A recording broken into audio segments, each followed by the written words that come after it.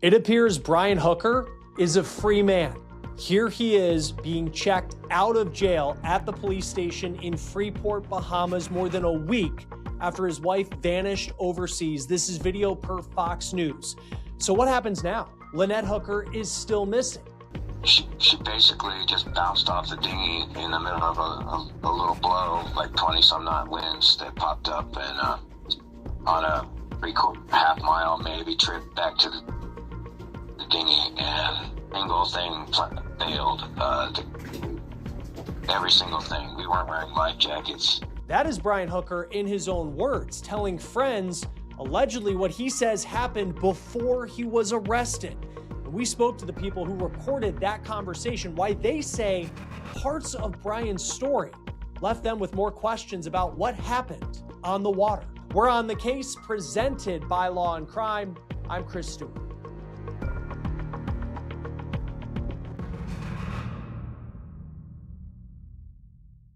Hey guys, real quick, thanks for following this episode of On the Case. We're able to bring you this story because of our incredible partner, Morgan & Morgan. There's a reason why On the Case is one of the top true crime shows on YouTube, and there's a reason why Morgan & Morgan is America's largest injury law firm. For more than 35 years, they've been fighting for the people, and they've recovered more than $30 billion for their clients. The proof is in their track record, with more than 1,000 lawyers across 100 offices nationwide. Hiring Morgan & Morgan, it's like hiring an army to go into battle for you, a team that will fight hard to get their clients the compensation they deserve. Not all law firms are the same. If you hire the wrong one, you may be beat before you even start. So if you are ever injured, you can check out Morgan & Morgan, and their fee is free unless you win. For more information, go to forthepeople.com/OTC. You can click the link below or scan this QR code on your screen. Well, tonight, Brian Hooker is walking out of a Bahamian police station where he spent the weekend after he was arrested in connection to his wife's disappearance. This is Hooker with his attorney by his side at the front of the police station in Freeport. This is per Fox News. Brian was in police custody since last week as he was arrested as part of the investigation into his missing wife, Lynette Hooker's disappearance. Now, through his attorney, Brian has said he is innocent and there was no foul play associated with Lynette's disappearance. His attorney, Terrell Butler, told reporters tonight that police had no evidence and no choice but to release her client. We're all up. Everybody's up, really. I mean, she was the best part of this relationship, frankly, you know, and I'm keeping up the faith is what I have, you know, but it's incredible.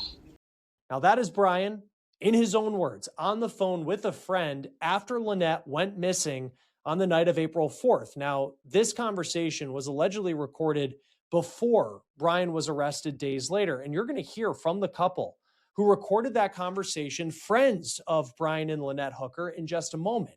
The Hookers live on their boat, Soulmate, and they document their lives on social media, sailing to some of the most beautiful beaches in the world. Early Monday morning, Brian's lawyer told us that police had asked to interview him again about what he says happened to Lynette Saturday night. And this was his second official police interview since he was in custody.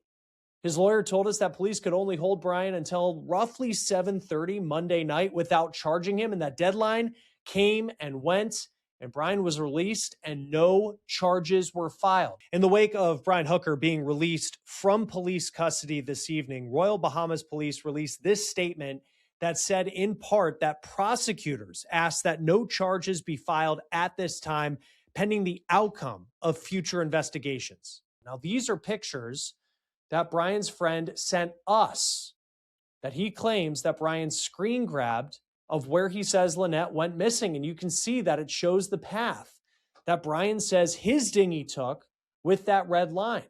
Blaine Stevenson, who recorded that video, told us that the water where Brian said that Lynette went missing, allegedly falling overboard from that dinghy, it was relatively shallow, standing between 4 and 7 feet deep, depending on the tide.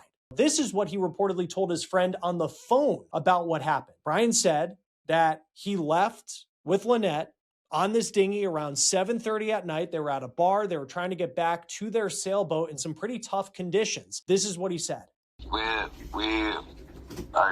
She basically just bounced off the dinghy in the middle of a little blow, like 20-some knot winds that popped up, and on a half mile maybe trip back to the dinghy, and single thing failed. Every single thing. We weren't wearing life jackets.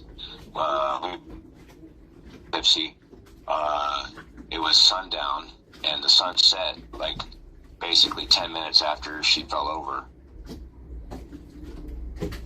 Dinghy key over with her because it wasn't clipped to anything or anybody. And she had the spare dinghy key in her dry bag, which was with her. So again, those conditions, they were less than ideal to try to make it on an 8.5-foot dinghy with an engine on the back to get to their boat. Winds were as strong as 25 miles per hour. The wind blew us apart so fast that I think she tried to swim back to the sailboat, back to our sailboat, which was probably, I don't know, 1,000 yards or something.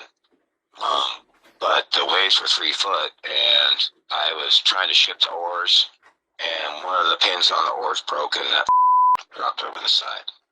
And I was yelling for her the whole time, and I yelled to her that I lost the oar, and I threw the anchor out and anchored the dinghy, and I yelled. I couldn't see her anymore. It was the moon had not risen yet. And the waves were doing their thing, and I saw her, I think, twice. I threw her a flotation cushion that we used to sit on the dinghy, right after she went in. But I couldn't tell if she got it or not. We've been looking for the cushion too, the search and rescue teams. But it's amazing how small a person is in 2 or 3 floaters and 25 knot winds. And so after an hour of calling her, I could have never heard her voice.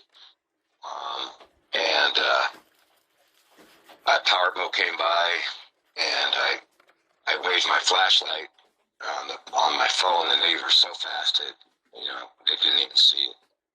And then there's another one came by right behind it, sort of 5 minutes behind it, and I grabbed the flares by then. I had 2 flares, and they didn't see the flares, I guess. And then I didn't know what the to do. By the time I got the anchor set, I was probably a quarter to a half a mile away from her.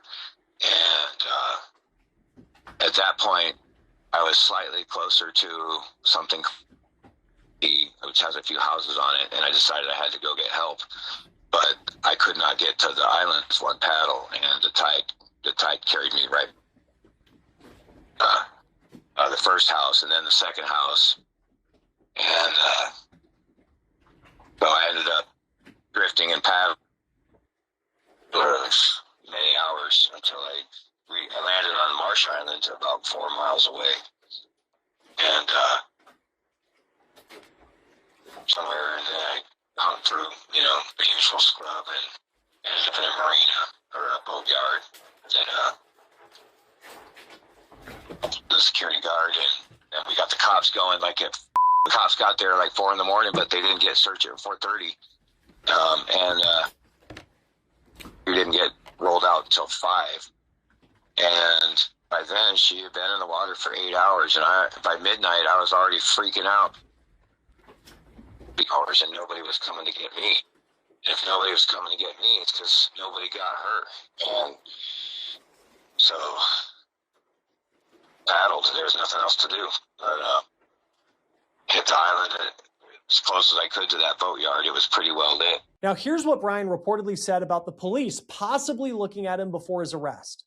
The cops, of course, they're thoroughly investigating me right now. So they came and tied the dinghy up. I just got the dinghy back today, and got the boat back to the harbor from where the anchorage was. So I have to rig some switches so I can single-hand it back there and conduct my own searches. But I can't tomorrow. it's a story. But we have the Coast Guard, Hopetown Search and Rescue, the Bahamian Defense Force were out today and yesterday. So tomorrow the same thing again. I just don't know. I don't know what, it has to be tomorrow, I guess. I think they'll probably call it when the weather comes in. And we'll talk to the person who recorded that conversation in just a moment, and we'll talk about why he says certain parts of it, if you're a boater, it just doesn't add up. They asked me today, the cops called me up and asked me how long I would be in the Bahamas till I get my wife back. And so that's my goal. I canceled everything we were going back home for, and I'm going to renew my visa and stay here. So I'll keep you posted on that. But, I mean, by day, I was keeping a very stiff upper lip because she is strong. She's a regular swimmer, not like a athlete or anything, but she's determined, and she was the flare pistol I had slid down one of the sponsons down towards the stern, and the dinghy, I took so many waves over the dinghy, I bailed about 5 or 6 times. I had to bail out the cockpit, but the inside also got wet, and so, and the dinghy key was not attached to me, so when we were around trying to get back in the boat, the sun was falling when it kind of dropped off. It was a magnet key. We spoke with Blaine and Marnette Stevenson. They're the couple that recorded their conversation with Brian before his arrest. They know the Hookers through the boating community. Here's our conversation. What stands, and both of you I know are veteran boaters. Like, when you heard Brian's story, what stands out to you about what he's saying happened? From a boater perspective, the response and the lack of community involvement. How so? When a person enters the water, every boat has what's called a man overboard button. I understand they're on a dinghy, so this doesn't pertain to the dinghy, but at no point was a pan, a security, a mayday put over the radio network. The local boaters in the area didn't know things were going on for a couple of days. There was no man overboard situation occurring. Out here, if a person goes overboard and they make it back, anybody gets back to a boat or anybody gets to a search and rescue, they always put out a security message over the radio. And that allows every person with their own dinghy to become part of the party. Because I know he says that Lynette fell overboard from the dinghy and then they were separated because of the current, and he went in his direction, then makes his way to Marsh Harbor, and then he says he doesn't see her again. What are some of the things, like once she goes overboard, just from your understanding of talking with Brian, like that could have been done in that moment based off the equipment that you believe that he had with him? From my boating experience, I want to state right off the bat, and please include that every situation is different. Just because you have currents, winds, and waves data doesn't mean that what was going on in that part of the water at that moment, we all know, right? I can't backseat quarterback that pass. However, he had an anchor. He says in the audio that he had 2 of the Coast Guard required life vests under the seat. He had a cell phone.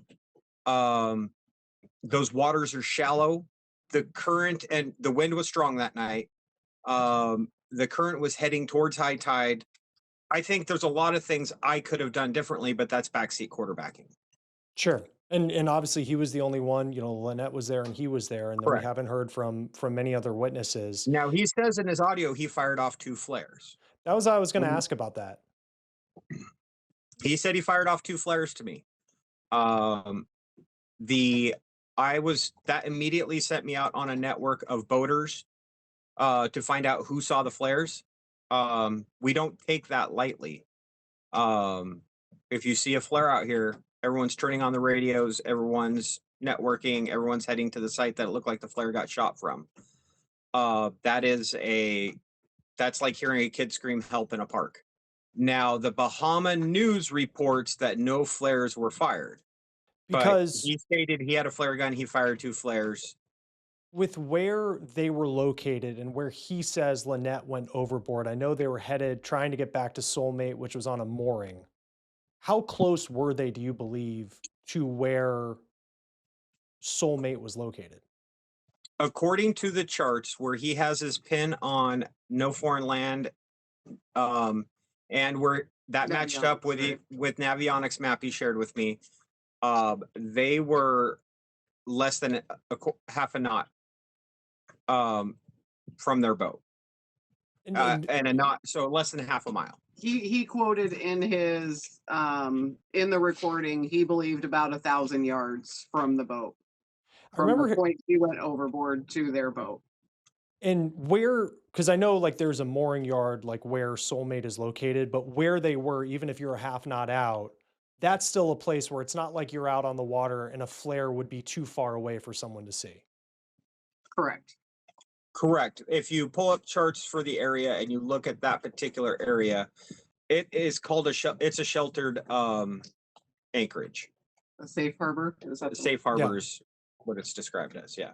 And I know we were talking before about Starlink, which can get you incredible connection, even in some of the most remote parts of the world. You know, a lot of boaters have it. What stands out to you? I know he said he had a cell phone on him that he used for light. What stands out to you just about the fact that he had a cell phone and a Starlink attached to his boat? Starlink, I question, but I don't like. There are days where our Starlink can be picked up from shore. We had it unpassword protected for a while, and my wife was trying to do something, and our connections were just slow. And then we went onto our network, and we saw that there was 26 people on the beach using our Starlink. So in great conditions, it can extend quite far. However, he's describing bad weather conditions, so that would probably limit the satellites, limit his range. But I hope, if anything, we learn from this that every phone, whether it has a SIM card or not, allows emergency phone call, SOS on iPhone, emergency call on Android, and you can still make those calls in an emergency, even if you don't have a SIM card. And he said he didn't make that call or anything like that once, you know, with what he says happened. He didn't address it. He spoke to the fact of not having a SIM card and that was a failure, but he didn't specifically say whether or not he attempted to make a 911 or a 919 call. I mean, you know them, and just from what I can tell, you know, they were very seasoned boaters with some of the trips that they were able to do. Were you surprised that he said that they would have taken a dinghy out in those conditions, even if it was just to get back home after going to the Abaco Inn? No.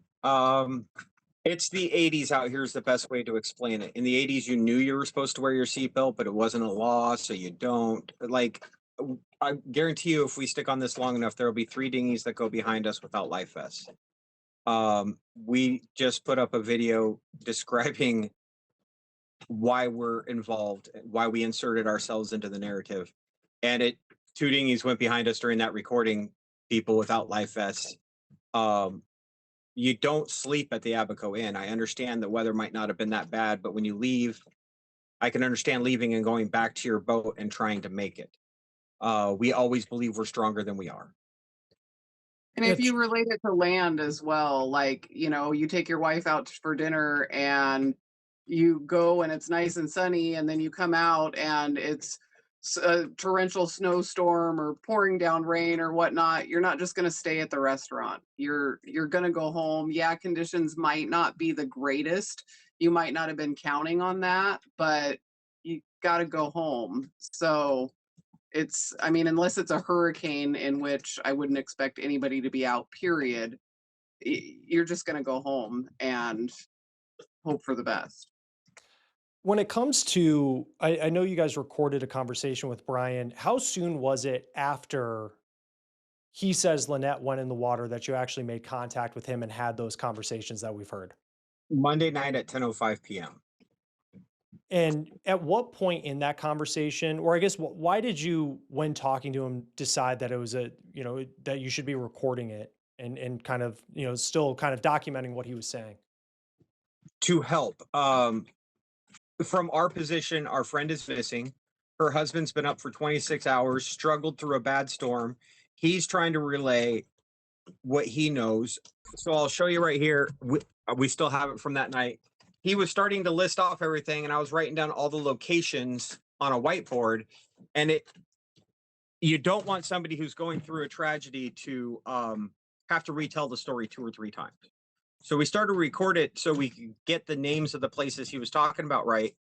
And if you listen to the audio all the way through, by the time we're done on the audio, I had taken the places he had said, and I was giving him search patterns based off of tide and current that I could find. And that was my goal, was to continue to help him, because I wanted to go back and we recorded because we wanted to be able to go back, map the place out, and help him join his WhatsApp group, and help coordinate search and rescue as far as, okay, this island has been covered. This island has been covered. And this is what we still want right now, is we don't know what islands have been searched. We don't know how to send boaters out to help right now. I understand that most people have given up and think that this situation is over. But every year we get a story of somebody who makes it through extremely tough odds. If somebody's going to make it through that, that's going to be Lynette.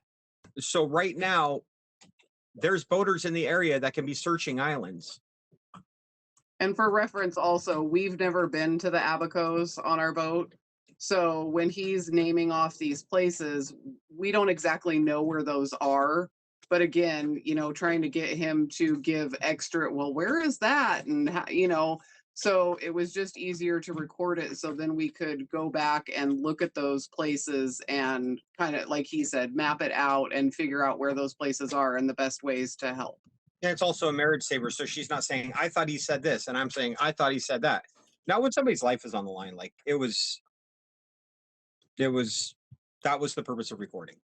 And I know that there's been, from the media standpoint, so much attention on their relationship, a lot of attention on the criminal investigation that's been ongoing. Like, from your understanding and talking to boaters, like when it comes to finding Lynette, because we really don't know what happened. We don't know. I know he said the last time he saw her that she was swimming off. And then, after that, we don't know where she went or what happened there. Like, to your understanding, like what kind of search are you hearing from people maybe in the Bahamas about what's going on right now to try and figure that part of the story out?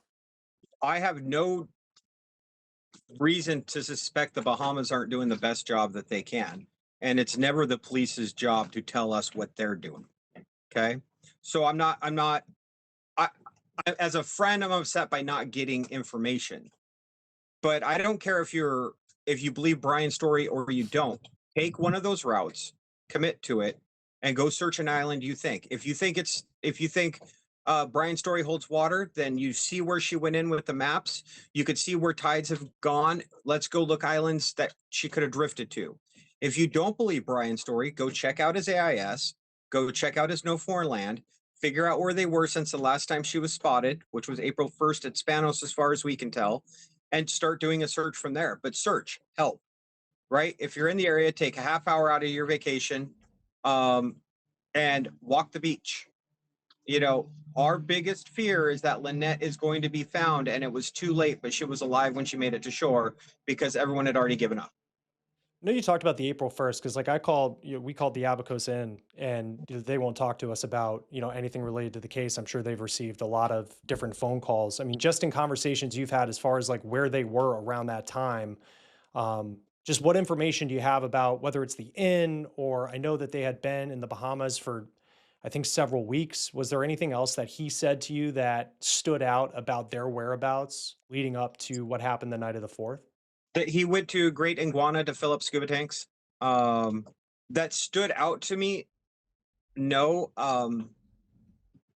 Brian's telling the truth, or he's not. That's the way we have to look at it from a search and rescue perspective. If Brian's telling the truth, we need to cover the area where Brian said she went in. If he's not, I'm not taking anything he says as his word, and I'm going to go use his tracks on NFL and AIS and figure out where they were the days before. So either way, we can figure out and piece together. There's too much technology out there, and it's publicly available for people to use. We just got to get that news out to people. There is an AIS track. There is a No Foreign Land track. So fine, you want to say he did something nefarious. Let's still not give up. Obviously he's not good at it, and let's go find somebody that's stuck somewhere. If you believe him and you say he's a good person and she fell in the water here, great. She's a strong swimmer. Let's go find her. Let's find Lynette. We could have 10 years of speculating and litigating. But right now there's a missing person in the water, and we seem to be focusing on whether they had a bad relationship or not. When it comes to the engine, I know it was an outboard engine on this like 8.5 foot dinghy. And a lot of people have had questions about the keys and how and I don't know if it depends on the different model, and if you know about that model. I know you talked a little bit about that in the phone call. Does anything stick out to you about, I guess, the keys, and how when she allegedly went into the water, like the keys went with her and how that would have worked out? Yes, it's an electric motor. It's 3 horsepower. It's a tiny thing. But the magnet on top of their motor sits on top of their motor. Any kerfuffle on that boat, whether accidental or otherwise, could easily cause a magnet to fall off. If there is a wave strong enough to send Lynette into the water, it's a good chance it could cause that magnet to fall off the engine as well. It's not a normal outboard. It's a magnet. So that's how it starts. It's not like a key in the ignition of the car. It's just a magnet that like would go on top. And then let's just say they hit really bad water. Even if she's not connected to it with, like, I think of like a jet ski, and someone might have like a key around their wrist. That's not like what this situation would have been with that engine. Because I know he also talked about like there was a dry bag that was with her that he said went overboard as well. Is there anything about that, as far as, it doesn't seem that that has, even in the anchorage that they were around, that piece of evidence hasn't been found? It hasn't been found. It hasn't been found as far as we know. Sure, but that's a again, good I point. mean, we're in St. Martin, and the police have been very tight-lipped, which I'm not critiquing, that it's their investigation. There's a good possibility that they do have it. We don't know. As far as whether or not it's weird that there would be a spare dinghy key in her dry bag, in my experience, again, everybody is different. I have a spare key in my fanny pack that I carry. So to me, it's not that weird that she would potentially have another key with her. And it's also not that weird that I just found out today she had that. Sure. Right. I didn't. Right. The green dry bag, what I want to state for people is it's a lime green dry bag. He's getting a example. It's this size right here, right? Mhm. If you find this, notify authorities. Hers is bright green though. Ours is yellow. Okay. Right? It's lime green. It would be rolled up, and if it's rolled up, it's waterproof. That's why it's called a dry bag. It would retain air and float. At what point in your conversation with him, and I know there were comments about the flares, maybe the Starlink, like at what point did they appear to be red flags to you in the story that he was telling you? I don't know currently if there are red flags. Obviously, I said at the beginning, I don't know if I would have handled everything the same way he did. He says in his account he did everything wrong as far as how he handled the situation he described. The red flags for me has been how the police have handled the situation from the beginning. The lack of radio broadcast for missing person, the lack of community involvement in finding a person, the lack of putting out a missing persons report. The red flag for me is they honed in on Brian. Brian got arrested. That tells me they may have more information than I do. First official red flag for me was when the Bahamian News put out that no flares were fired. They found his dinghy. They searched his dinghy. All safety equipment was in there, and no flares were fired. That's now as far as nitpicking his story and saying, "Geez, you did, like being like face palming on how he handled the situation." Since before we knew it was Lynette. But again, that's rude to do to any boater, much less your friend, is to backseat quarterback the worst night of their life. Right. And he's the only one, again, at this point that, and certainly Lynette, that know what went down in your experience.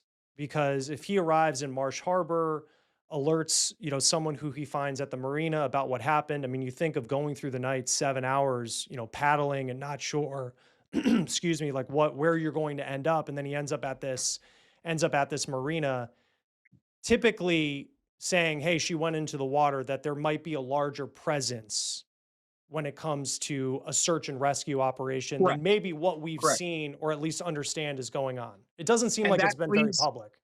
and if you're listening to this from the Bahamas Search and Rescue and Police, I understand you have your reasons for doing what you're doing. You asked what my red flag was. Sure. That was the first one for me. Now, they may have a legitimate reason for how they handled the situation, and it's their country. They can do as they wish. I'm not judging them. I know for a local's perspective, and we're in contact with a lot of locals who are helping us right now, they get frustrated when we come over there and cause a kerfuffle and it becomes a national news and they end up looking bad. That's not our intent. Everybody that we've talked to locally in the Coconut Network has been amazing to us and has helped us and has helped piece some things together for us. And we've been able to pass that on. But yes, I would say that the response didn't match the situation. And is there anything I'm missing or anything that you want people to know about this couple, about your relationship with them, what you know about them, or just about what you're hearing about this situation? Because I know the boating community is a very close-knit community with the lives that you live, being out on the water and looking out for each other. What I would want people to know is if you care and you want to be involved, if you're in the news and you want answers, this sounds like the dumbest thing I've ever said, but go to the comment section. Okay. There's boaters that were anchored right behind him that can tell you the weather and patterns, can tell you things. We are meeting people every day that are coming forward, and we're able to confirm who they are and their boat name and that they were there at the time, that had no clue this was happening. So if you want to help, get involved, search an island. There's a nerd out there that can draw up current paths and wind radar. There's people out there like us that can put this together on a map and help. I just don't want people to give up because he's in custody and they think he did it. That this isn't the time for that. And then one thing I should have asked earlier, how shallow is it in the area around his boat? Around his boat, he is anchored in 8 to 10 feet of water. The entire stretch in there ranges that Abaco Bay Sea area between Lubbers and Abaco is between 3 and 10 feet. I was studying the chart down towards the southern part. There's an area that's 13. And as you get over towards Hopetown, there's a couple of areas that are in the 13s to 15s. But this is a very shallow body of water. And there's certain areas that also, as low tide hits, there's actually like sandbars that form. So, I mean, it's shallow enough that those can form when the tide goes out. So there are lots of very shallow areas as well. So where she potentially, he says, went in the water, we're not talking about it. Like, how deep would it be around there? Can you pull up the picture? I can tell you exactly. I think it said 4 foot 6 inches. 4'6"? Yes, I believe is what it says right on his pin. I will pull up the picture he sent. So that's not deep at all. I mean, that's, for some people, they'd be able to if you're landing in the water, and that understand the chart show mean low tide. And this was 7:30 at night. High tide is at 10 p.m. that night. So that's going to be, if it's 4'6" and the tide swing is 2 feet that day, that'll be 6 feet. It says between 4.3 and 7.2. Between 4.3 and 7.2, depending on where she fell in. So that's mean low tide. So add 1.6 is what it said the swing of the tide was that night to those numbers. And then even in, the type of winds that they were dealing with, like 18 to 20 knot winds, that's still, I mean, a very difficult swimming situation. But I mean, she seems like she was a very fit person who is a good swimmer in the water. I mean, I can't backseat quarterback how someone handles rough waters in that situation, but I guess does it stand out to you that it's not, I think for some people on the surface looking at this story that you were thinking that it might have been a lot deeper than maybe as much as 7 feet deep. Um, in boating world, I guess if you're on land, you kind of, if you're a land person, you think of depths as really deep if it's over your head, right? The deep end Right. of the pool. Out here, anything under like 20 feet is shallow to us. Okay. Um, being that close to land is shallow and feels safe to us. If you want to ask what stands out, yes, it's we've all run out of gas, or especially him and his electric. I'm sure he's run out of power before, miscalculated how much he had left in his batteries. I'm sure he's paddled that dinghy plenty of times. The separation and the speed in which he said it happened, I can't replicate, but I wasn't in that night and those situations. Sure. And then is there anything, I know I asked if there's anything I missed, but just for you guys having known them and then to be in this situation where this is, such a big story and there's obviously this concern about where Lynette is. Brian's still in custody as we're recording this. Like, just what's it been like for both of you as this is all played out? Uh, for me, I guess I would say it's extremely frustrating in the aspect of, like, I don't know, like if anything could be learned from this situation is that judging people right off the bat, again, looking at the comments, oh, he's guilty, he's not guilty, I believe him, I don't believe him, they should have been wearing PDFs, well, what's a dinghy key? Oh, you can run a dinghy without a key. All of these things, like, those aren't productive. And had people started focusing more on being able to search different islands or knowing that this was even going on, communicating with each other, I feel like there could have been better results faster than worrying about a court case in 2005. So, and at like everybody keeps calling us the experts. I don't feel like an expert right now, but There's probably 600 of them on those islands right now on their boats. yeah. And I feel like all anybody was focusing on was, oh, well, we got this court document, or what do you think about this, or do you think he's guilty or not guilty? At that point on Monday or Sunday morning when it got reported, that shouldn't have been the focus. There's a judge and a jury that's going to go through all this. There's going to be a Netflix documentary, the whole nine, but that's for later.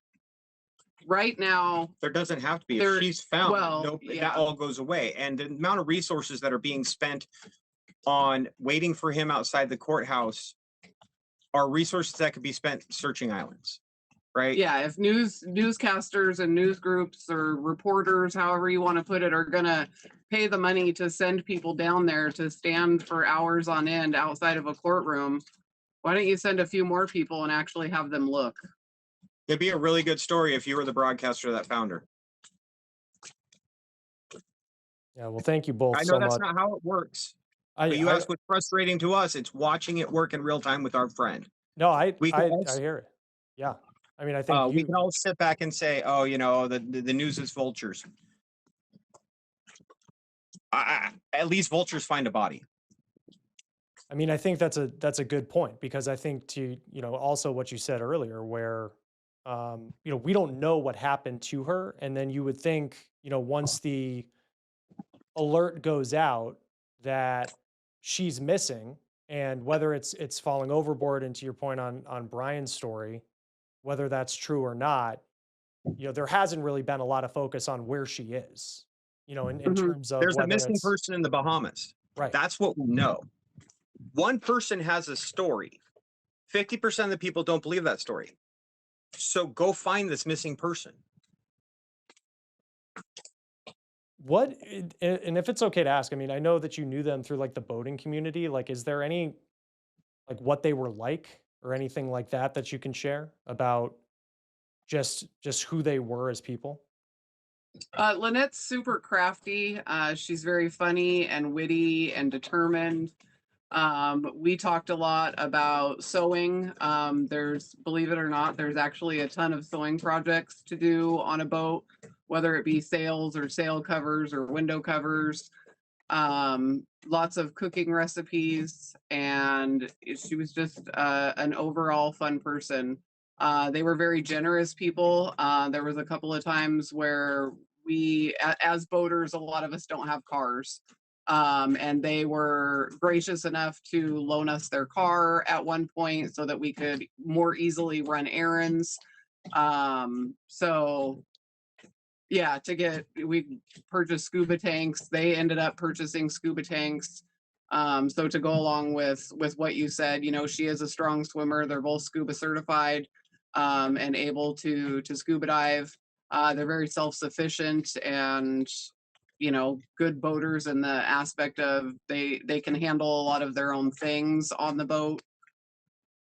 I don't know if you want to add. And my relationship with Brian was mainly technical. You know, as boaters, we always run into an electrical issue or a mechanical issue, you know, and I'd call him up. I'd be like, hey, you know, you have any experience with this? My water pump's doing this. What do you think? And he'd call me up, and he's hooking up solar, and he wanted to know what I thought about I rigging it up on the side of his boat. You know, nothing in that aspect is Noteworthy. Yeah. Well, thank you both for talking to us. I know this isn't an easy time. And you know, I know your friend is missing, and hopefully there's answers as to where she is, and holding out hope that you know, still that she is out there and can be found. That will do it for On the Case, presented by Law&Crime. Subscribe to us on YouTube and Spotify, and we're also streaming on Peacock. I'm Chris Stewart. We'll see you next time.